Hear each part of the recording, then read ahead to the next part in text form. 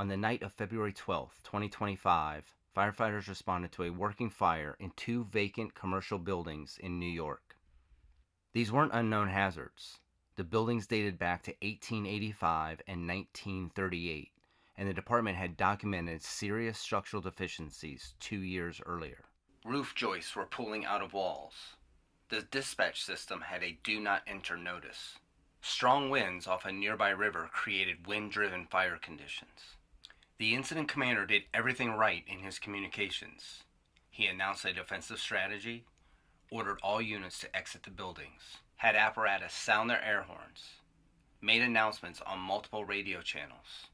But one critical thing was missing: a physical collapse zone. At around 10 p.m. on February 12th, Binghamton Fire Department crews were called to the scene of a fully involved commercial building fire, according to the reports. Those at the scene say during the firefight, a mayday was called after multiple firefighters became trapped inside. 3 firefighters were immediately transported to the hospital, with CPR being performed on one of them. Sadly, one firefighter later died from their injuries, this according to a statement from the city's mayor. Here's what happened in those 3 minutes. At 21:48 hours, the incident commander gave the order, go defensive.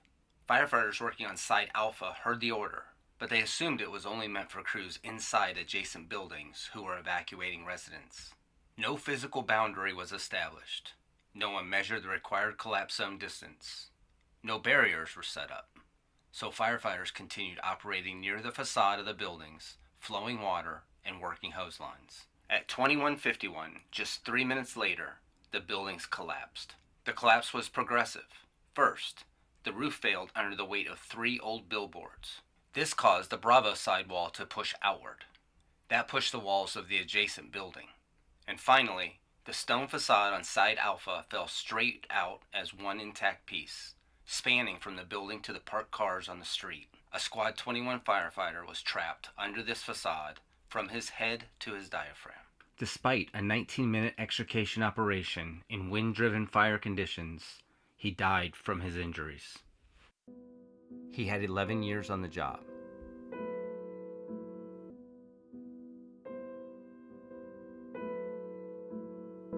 So what went wrong?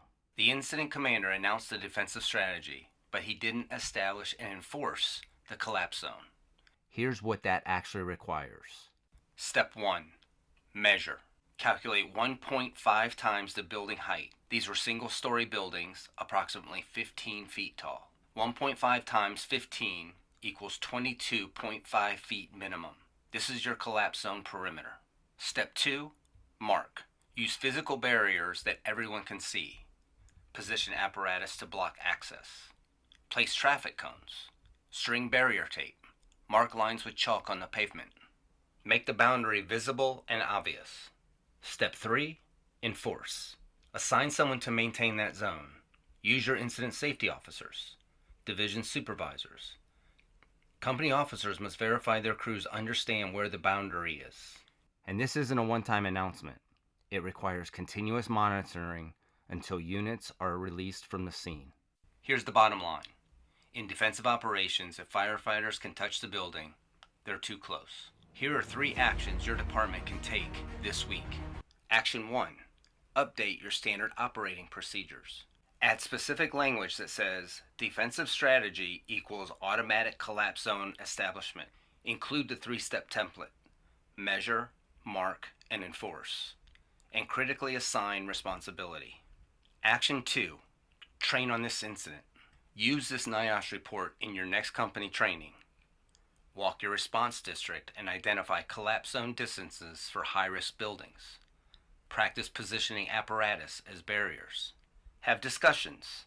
How would we establish zones at that abandoned warehouse? At that old commercial building? Action 3. Educate everyone on building construction. Understand how facades are attached and how they fail. Learn to recognize wind-driven fire indicators. Remember, single-story buildings are not collapse-proof. NIOSH provides free resources on building construction and collapse prevention. Use them. The full investigation report, NIOSH F2025-03, is available free at the CDC website. The link is in the description below. Here's what the investigators concluded, quote, A collapse zone equal to 1.5 times the height of the building should be established at minimum. Once in place, the incident commander must clearly communicate where the collapse zone is to all firefighters operating on the fire ground. Your challenge this week: review your department's collapse zone procedures. Ask, does your policy say how to establish zones? Who's responsible for enforcement? Share this video in your next safety meeting.